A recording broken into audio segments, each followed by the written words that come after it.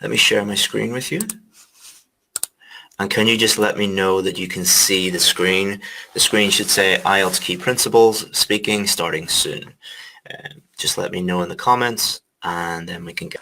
Okay, so what are we going to do today? First of all, we're going to review the homework that we set yesterday very quickly. Then we're going to look at strategy for part 2 and 3 of the speaking test. We're going to look at part 1 as well, but we're going to really focus on part 2 and part 3, and I'll explain why in the rest of the lesson. And then we're going to look at how to improve grammar, vocabulary, fluency and coherence, and pronunciation.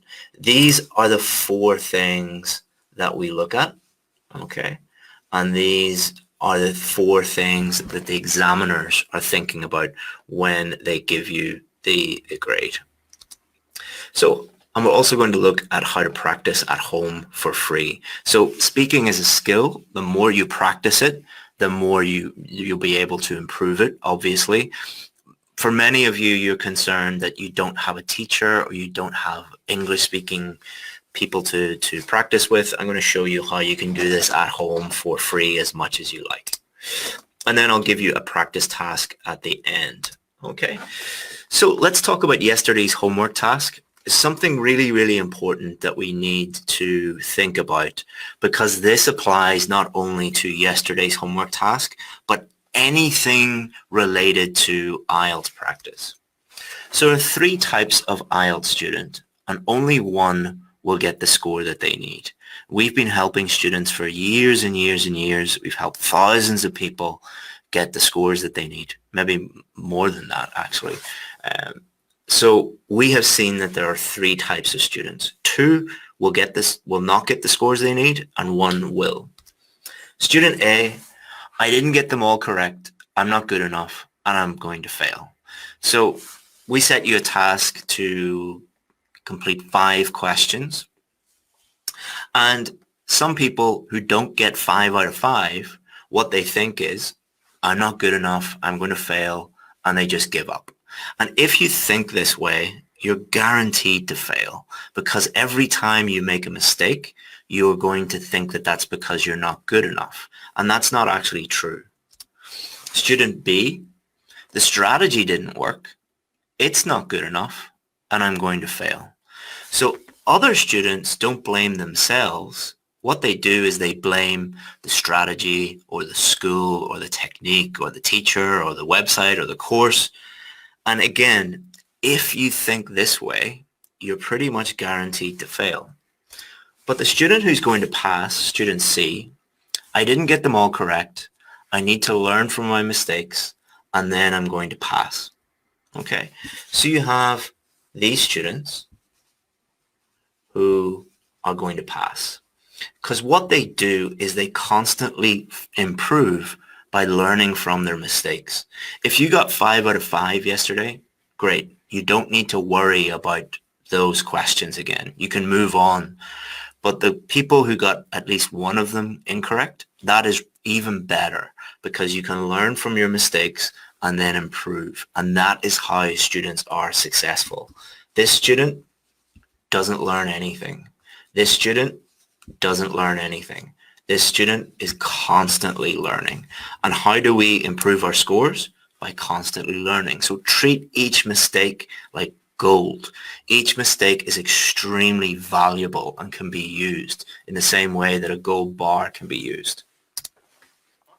So overview of the speaking test. Part 1, part 2, and part 3. So it's important that you understand the difference between these parts and have a different strategy for each part of the speaking test, because they're very, very, very different, and the examiner is thinking about different things. So let's have a look at some part 1 questions. Tell me about your hometown. What's the most interesting part of your town? Tell me about the home you live in. How long have you lived there?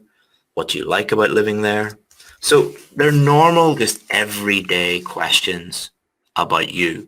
And none of these questions are very difficult. All right, so this is the easiest part of the speaking test. Part 2 gets a little trickier. It is impossible to predict what topic you will get for part 2. impossible. So don't try to predict it. Don't try to prepare answers. Don't believe YouTubers who tell you that they can tell you which questions are going to come up. It is nonsense, and it is going to hurt your score. So here's a typical question. Describe something you own which is very important to you. You should say where you got it from, how long you have had it, what you use it for, and explain why it is important to you. So it's always the same format. It's always a general topic here at the top, and then they give you 4 things that you should talk about. Okay. Part 3 questions. Consider, first of all, how people's values have changed. What kind of things give status to people in your country? Have things changed since your parents' time? Finally, let's talk about the role of advertising. Do you think advertising influences what people buy? So these are more difficult questions and more abstract questions.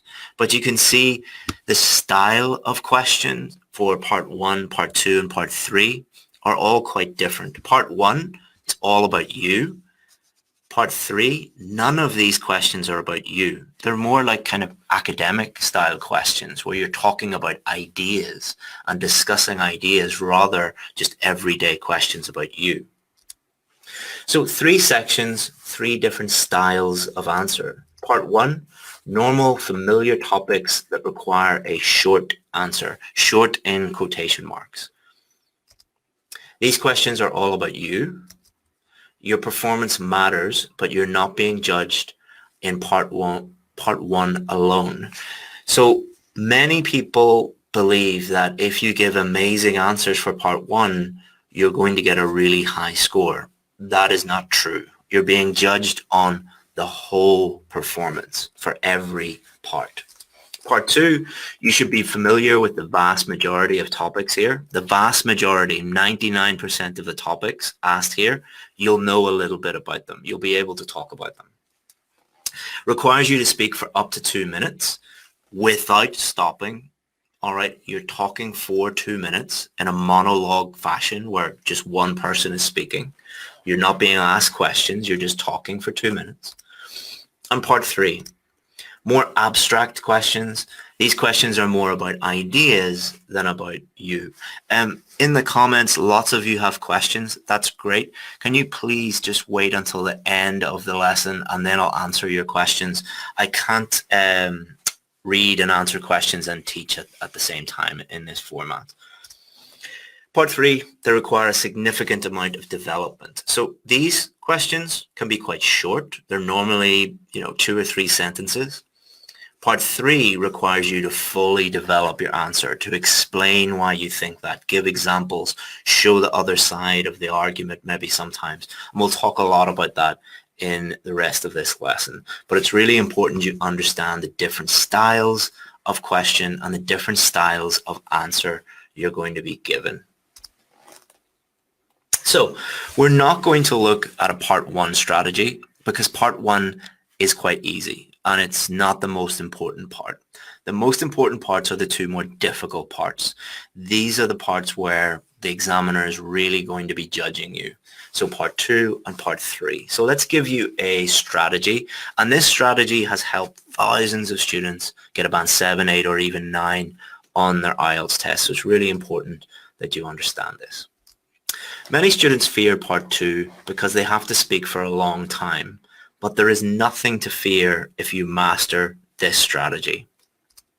The main reasons why students do not do well is because of lack of practice, not used to speaking for 2 minutes, lack of feedback, and misinformation about the test.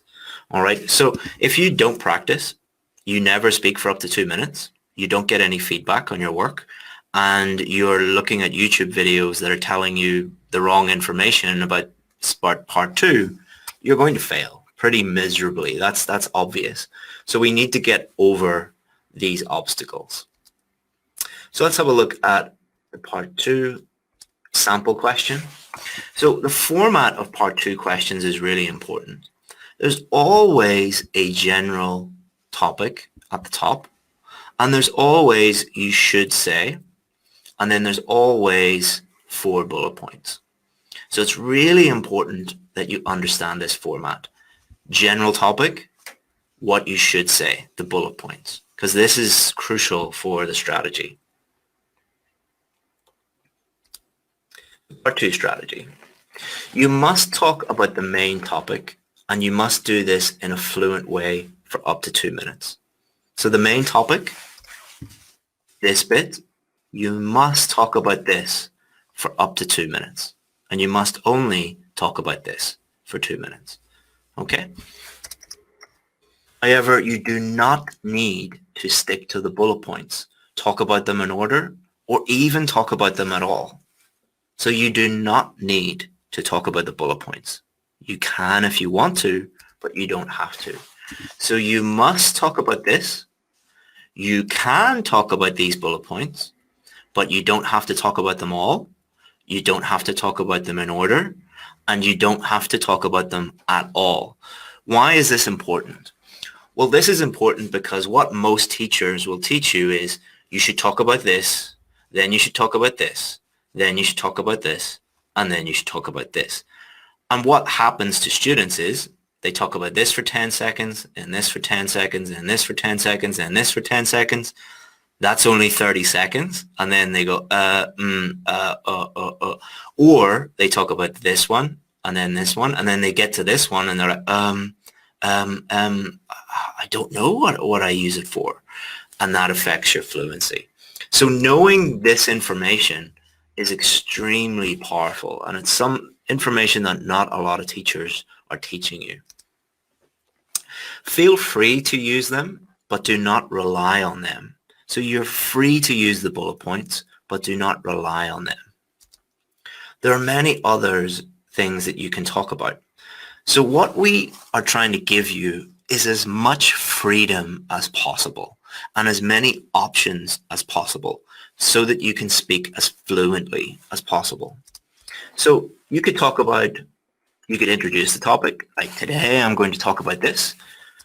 You could describe the topic. You could show how you feel about the topic. You could tell a personal story, which could last the whole 2 minutes and is very easy to talk about. You could use an example or multiple examples. You could talk about the past. You could talk about the present, and you could talk about the future. Or you could just use the bullet points. Or you could use all of these. All right. One thing that I would not do is just talk about the past, present, and future, because this is too rigid and you will run out of things to talk about. And also many examiners are aware of this technique, and they don't consider it cheating, but it's very obvious that the student cannot talk about anything else apart from these three.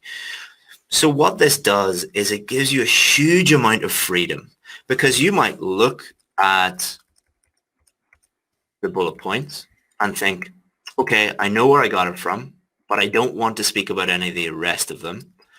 But I can definitely describe it.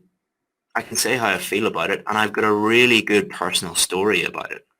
And then that means you could speak effortlessly for the 2 minutes. Or you might think, I know how I felt about the past, and I can use some of the bullet points, and I've got a really good example and can talk about that. So just pick the things that you find the most interesting and easiest to talk about.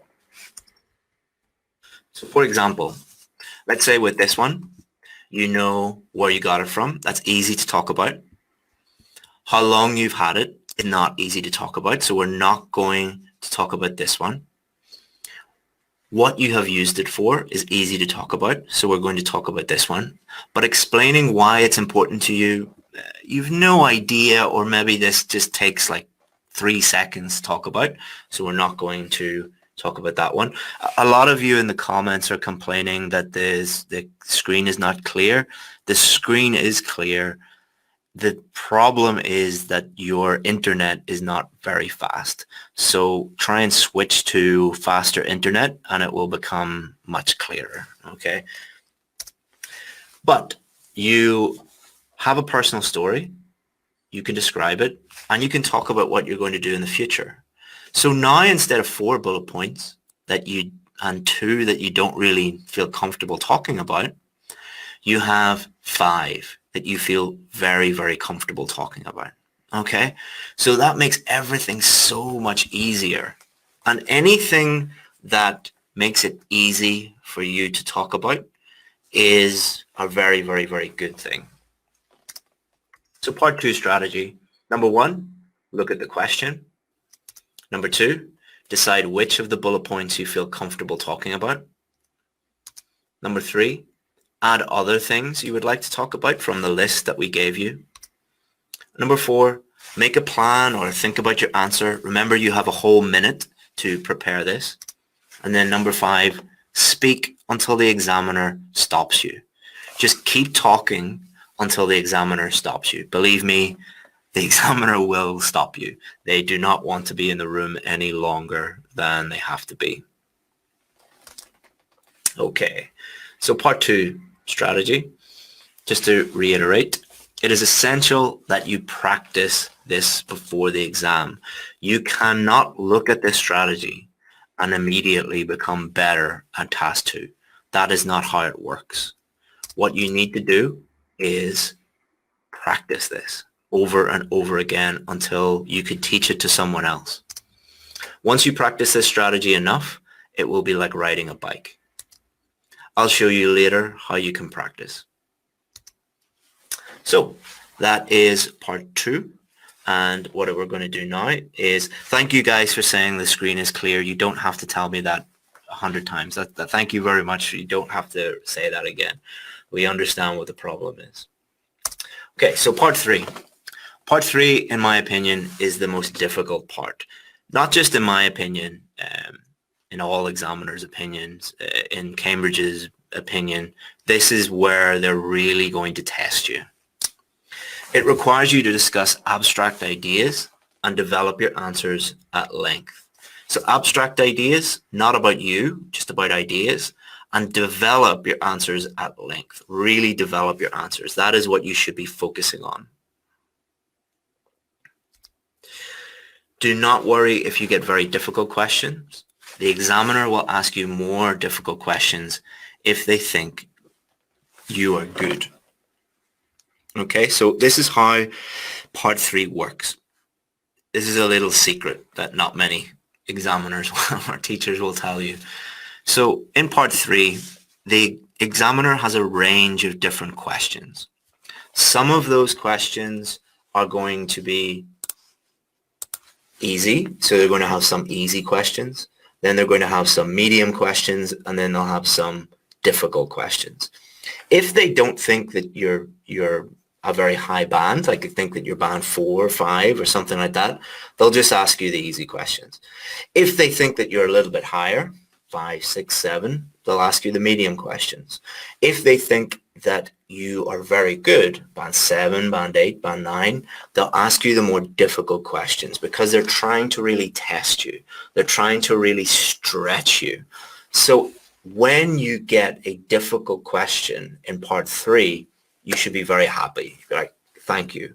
But the main thing is that even if it is a difficult question, you need to attempt that question. All right. Because if they ask you a difficult question and you don't attempt an answer, you're like, oh, I don't know, or that's really difficult, then you are telling the examiner you do not deserve one of the higher bands.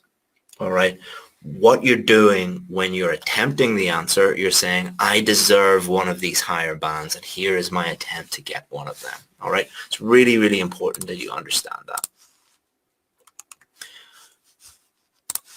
So let's have a look at some typical part 3 questions. Let's consider first of all how people's values have changed. What kind of things give status to people in your country?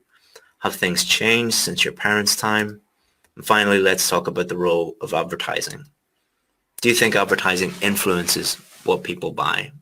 Okay, so many people might look at this and say, oh, I don't know anything about advertising. I don't know anything about what people's values are. You don't need to be an advertising executive to know about advertising. You don't need to have a master's degree in marketing to know about advertising. What you need to do is just say what you think. They don't expect a master's PhD level answer. They just want to know what you think. So you could say, I've no idea. I don't know anything about advertising. But if I had to give an answer, I'd say this, and just say what you think. Okay. So part 3 strategy number 1, understand the question. One of the big problems is students don't understand the question. So first of all, make sure you do. Don't be afraid to ask the examiner 2 questions. Number 1, can you please repeat the question? Number 2, what does this mean? So what does advertising mean, or what does values mean in the previous question?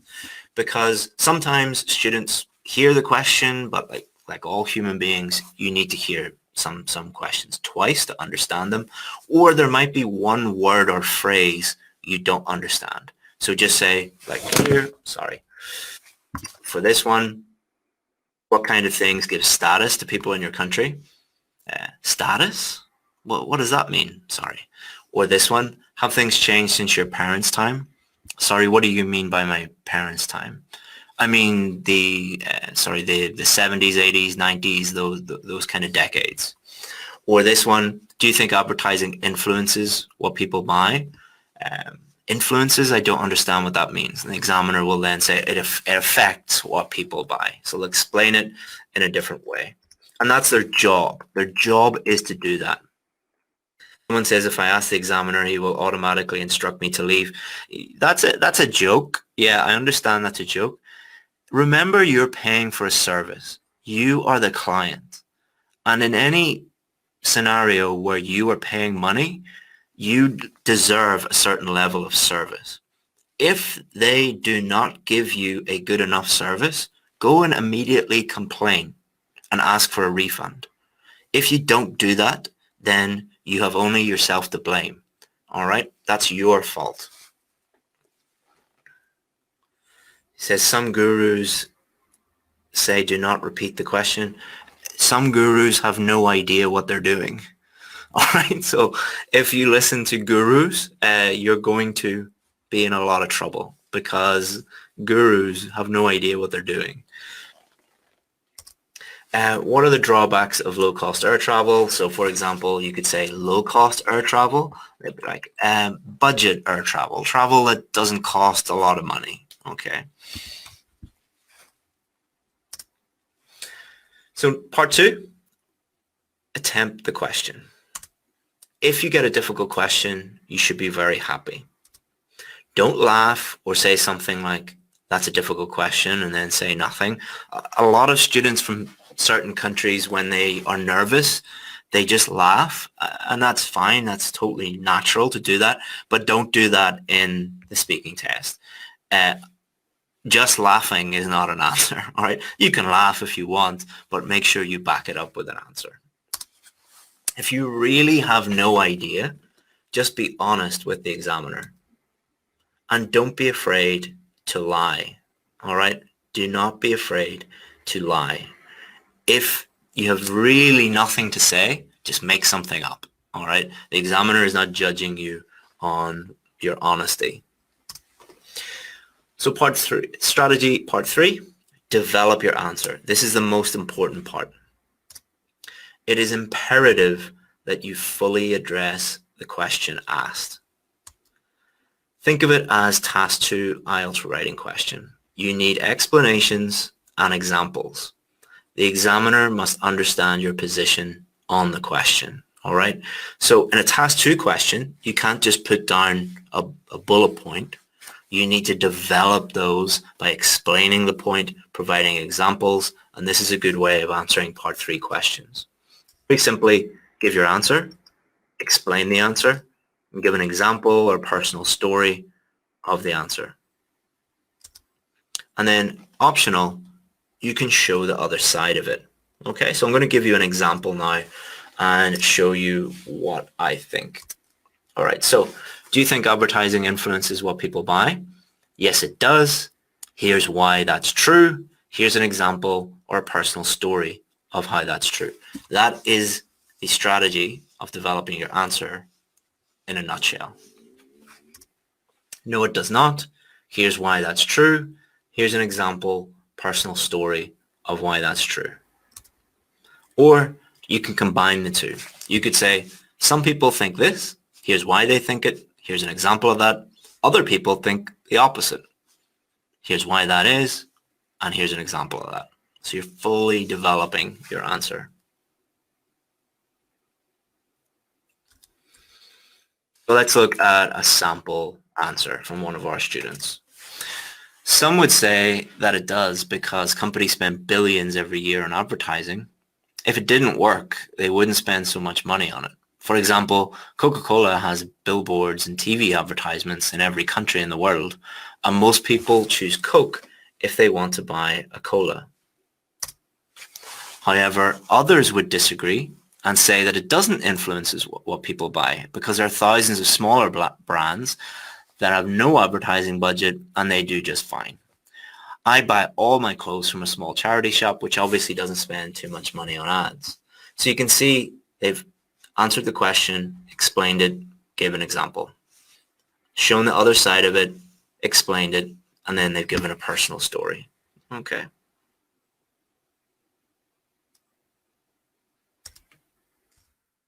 Don't stick to one strategy rigidly. You'll sound like a robot and you'll focus more on strategy than answering the question. Practice answering the question, explaining why that's true, using examples, and showing the other side. If you practice this, then it's going to give you a lot of freedom and flexibility, but don't use it rigidly. So we've talked about a strategy for part 2, and we've talked about a strategy for part 3.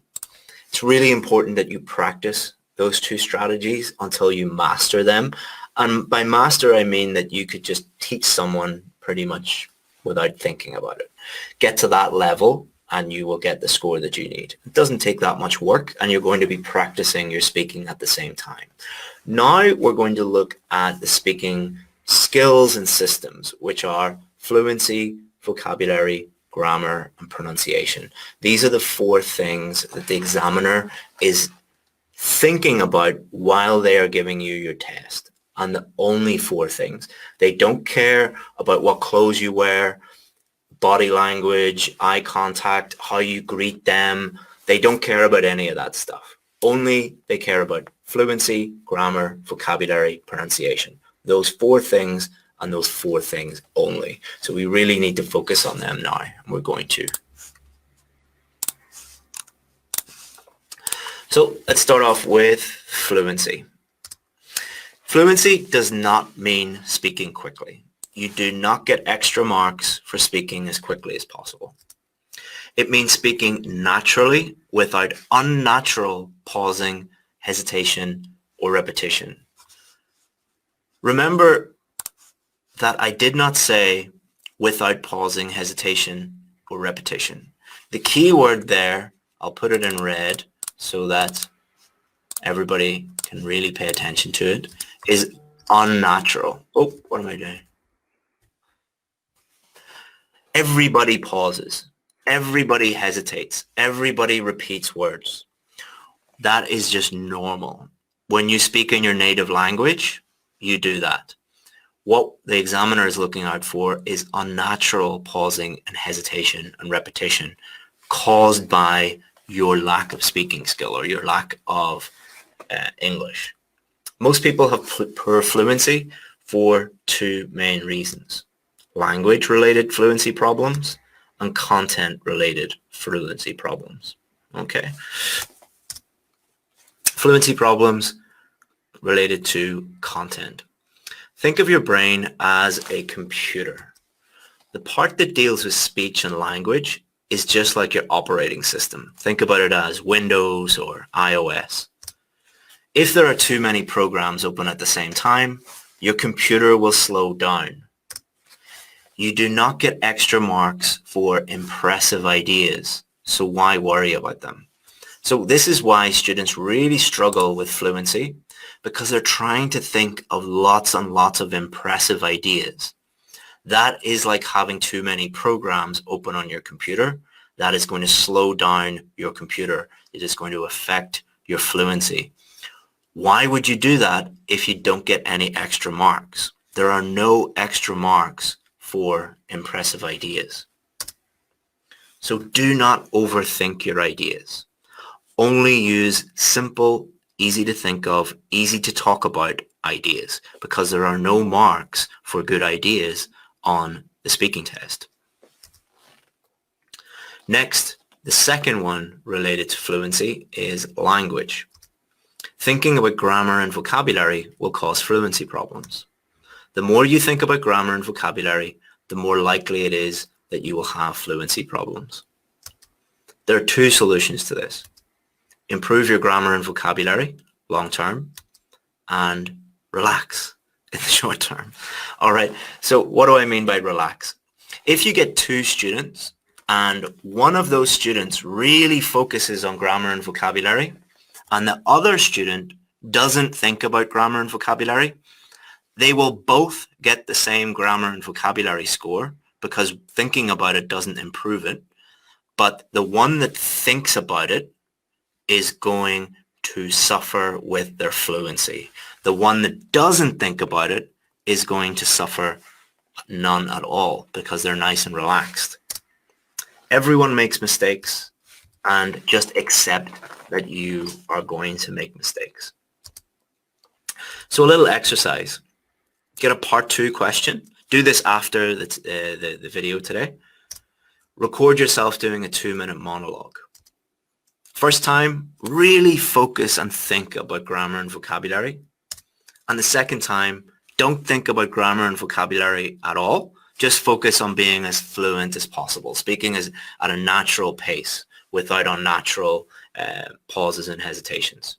You'll be amazed at the results when you listen back to it. All right. What will happen is the first time your fluency will be terrible and you'll make lots of grammar and vocabulary mistakes. The second time, your fluency will be excellent and you'll make some grammar and vocabulary mistakes. In the long term, you need to work on your grammar and vocabulary, but in the short term, if you want to improve your fluency, stop worrying about it. Pronunciation. So this is the second part out of 4. There are 2 main concerns. Can the examiner understand everything you say? And can you use higher level pronunciation features? The number 1 priority is clarity. Okay, so can the examiner understand everything you say? That is the most important thing. Clarity means, can the examiner understand everything you say? If the examiner can't understand what you are saying, you will not get a 7 or above. Simple as that. Okay. These higher level pronunciation features, these are things like intonation, sentence stress, connected speech. Don't worry about them at all until you figure out clarity. And it has nothing to do with accent. It is not about sounding British. It is not about sounding American. It is about this. This is the phonemic chart. And this has all of the different sounds of English. And if you can pronounce each of these sounds correctly, as in the examiner can understand what you're saying, then your clarity is perfect. But the problem is that everybody has a problem with at least one of these sounds. Like, for example, my wife, who's probably watching now, is from Vietnam. And in Vietnam, 2 of the sounds that they have a problem with are this sound, th, and this sound, th. Because in Vietnamese, they don't stick their tongue between their teeth when they're talking. Therefore, they have problems with this. All right. Other people, for example, I have lots of German friends. I'm speaking to someone from Switzerland after this meeting. They have a problem with this sound and this sound. Okay. When they say video, they say video. And when they say win, they say vin. Everybody has some sort of a problem. You need to identify which are yours and then work on that. And this is another, I'm going to give you a link where you can get all of this for free, so don't worry. And pronunciation is 100% physical. So this is the sound of p, like tail, my second name, or pool, like swimming pool. But let's do a little experiment. P, p. Okay, so we're making that sound, p, p. Try and make that sound without putting your lips together. It's impossible, all right? So, or try and make the sound E, E, and try and make that sound E without smiling. You can't do it, all right? So pronunciation is 100% physical. So it's just like training a part of your body, because pronunciation is all your lips, the position of your jaw, your tongue, what position that's in. And if you can master those, then it's just like training at the gym, all right? That's what pronunciation is. It's 100% physical, all right? Not mental.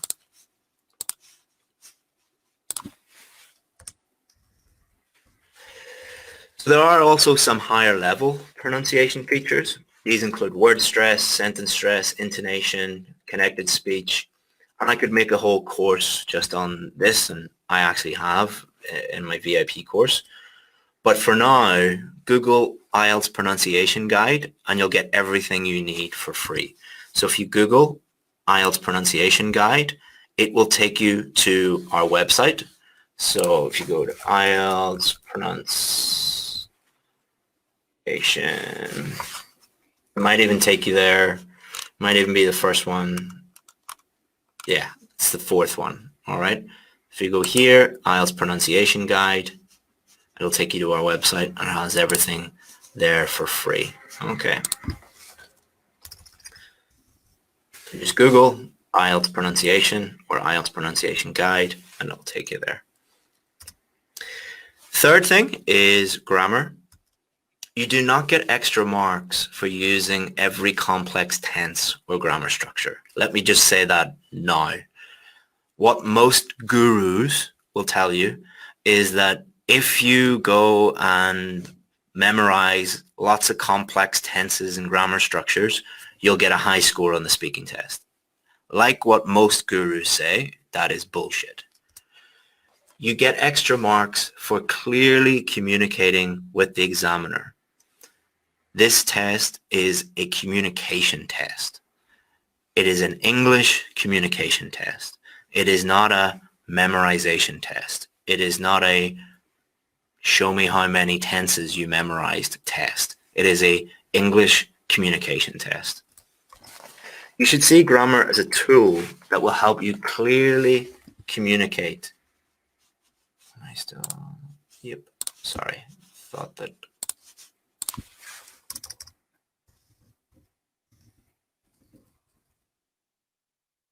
You should see grammar as a tool that will help you clearly communicate with the examiner, not a trick to help you get extra marks. You should see grammar as a tool that will help you clearly communicate with the examiner, not a trick to help you get extra marks. Someone just said, what?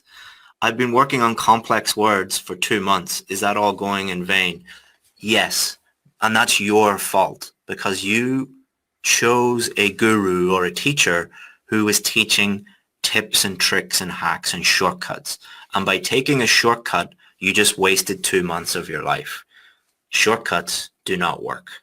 And you've just proven that to yourself. Instead, don't worry. I'm going to show you what you should do.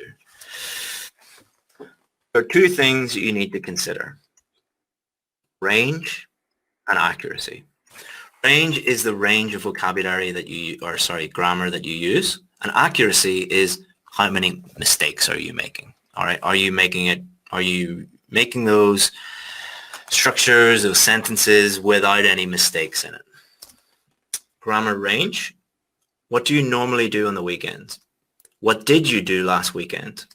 What's the best thing to do in your hometown on the weekend? What will you do this weekend? What has happened to people on the weekend? How has what people do on the weekend changed in recent years? Sorry, I'm trying to read the comments and speak at the same time. I really should just focus on one thing. Should people spend time with their friends or family on the weekend? If you could do anything this weekend, what would you like to do? Okay, so let's have a look at this and think about the different tenses and structures that you would use naturally if you were to answer these questions. What do you normally do on the weekend? It's present simple. All right, you're talking about routine. What did you do last weekend? Past simple. What's the best thing to do in your hometown in the weekend? You're going to use superlatives and you're going to use probably comparatives. What will you do this weekend? You're probably going to use the structure I will or I'm going to. How has what people do on the weekend changed in recent years? You might use present perfect to talk about that. Should people spend time with their friends or family on the weekend? You're going to give your opinion. If you could do anything this weekend, what would you like to do? You're probably going to use, you can tell me in the comments actually, what would you use to do this one? Someone's answered already, conditionals. You would use conditional sentences. So if you just answered these questions, you would use a range of different tenses and grammar structures. In other words, range takes care of itself. You will be asked so many different questions. The key is to identify the grammar structures you need to use and give them to the examiner. Accuracy is a much bigger problem. The examiner will be listening for the number of errors you make. Some common errors: articles, prepositions, tenses, countable uncountable nouns, verb-subject agreement, ing plus to infinitive, complex sentences, conditionals, and relative clauses, to name just some of them. So if you have a problem with 1, 2, 3, or all of these, it doesn't matter how many complex tenses and structures you use, because you're going to get a low score because your accuracy is going to be a problem. And accuracy is the number one reason why students do well or don't do well in grammar. It is essential that you reduce the number of errors in your sentences. You should be aiming for more than 50% of your sentences to have no errors at all. How can you do this? The slow way or the faster way? Slow way, do it all yourself. Listen to your practice sessions when you're practicing your speaking. Identify your own mistakes and do your own research and teach yourself. That is the slow way, but the good thing about this is it's free. It's the free way. All right, so if you've no money, do it the slow way. The faster way, have a professional, not a guru, a professional teacher listen to you and identify your most common errors. Learn from a specially designed course and have your progress checked. That is how you should do it normally. Join a really good grammar course. Now, we've talked about grammar and a lot of misconceptions, a lot of things that you believe about grammar aren't true. That the area of the speaking test that has the greatest number of misconceptions is vocabulary. You must use advanced or complex words. That is nonsense. You must use idioms all the time. That is nonsense. You can't repeat any words. That is nonsense. And you should learn lists of academic words. Nonsense. And finally, you should learn lists of words related to common topics. Again, nonsense. Why? There are no common topics on the speaking test. So if you are following this strategy, you're going to make lots of mistakes, waste your time, and give the examiners what they are not looking for. Also, this is what the gurus are teaching. All right. So as you can tell, I'm not a fan of gurus because they cause a lot of problems for students. So instead of following the gurus, what you should do. Number one, actively listen and read to English every day. Find something you enjoy listening to or find something you enjoy reading and listen to that every day. Note down any new words. learn them 100%. We talked about yesterday the level of detail that you need to include in order to remember the word, such as synonyms, pronunciation, collocations, example sentences, and then take risks using your new words and note your mistakes. Treat mistakes as opportunities for improvement. Treat them like gold, as we said. And then review regularly. So imagine you listen to, I don't know, a podcast, or you read a magazine article once a day for 20 minutes. You note down the new words. You note down all the information that you need to remember those new words. And then when you're practicing your speaking, you use those new words, and then you review them regularly. You are going to dramatically improve your vocabulary. But if you do this, you're going to fail over and over and over and over again. Vocabulary improvement plan. I'll email you my vocabulary improvement plan to you along with this lesson after we finish today. So at the end of the lesson, I'm going to email you the lesson, and I'll have my vocabulary improvement plan in there for you. Okay. Someone says, what is gurus? Gurus are people on YouTube normally who pretend that they know stuff about IELTS and call themselves IELTS experts, and they're just trying to become popular on YouTube. They don't actually know what they're doing, and they're not real teachers. Finally, think about what IELTS wants you to do. They want you to prove that you will be able to clearly communicate with people in an English-speaking country. Whatever you decide to do, focus on that, and you'll be way ahead of 99% of people. And you can practice at home for free. Record yourself doing a practice test. You'll find questions at the BC, IDP, or IELTS.org, or IELTS.com, I think these days, and Cambridge English.